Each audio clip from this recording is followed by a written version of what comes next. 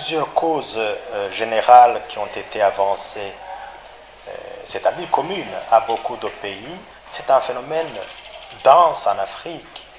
Je pense même que tous les régimes politiques africains, tous les dirigeants, tous les dirigés ont déjà intériorisé la culture du coup d'État militaire.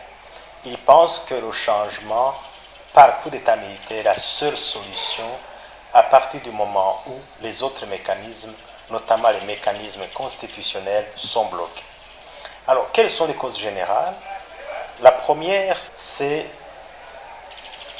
l'insatisfaction du fonctionnement normal de la démocratie et de la gouvernance des sociétés. Deuxième cause, c'est quand les militaires sont au service des intérêts de puissance, donc d'États étrangers, ou au service de multinationales économiques, de grandes entreprises qui contrôlent les matières premières, les ressources économiques, la géopolitique dans tel ou tel pays.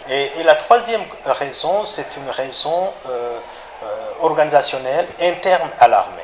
Tout s'enchaîne dans ce qu'on appelle l'oligarchisation, c'est-à-dire les groupes de généraux, les groupes de colonels qui sont au pouvoir, qui ont accumulé des biens, vont imposer le pouvoir par la violence, par la force, parce qu'ils en ont, et ensuite ils vont chercher à se protéger.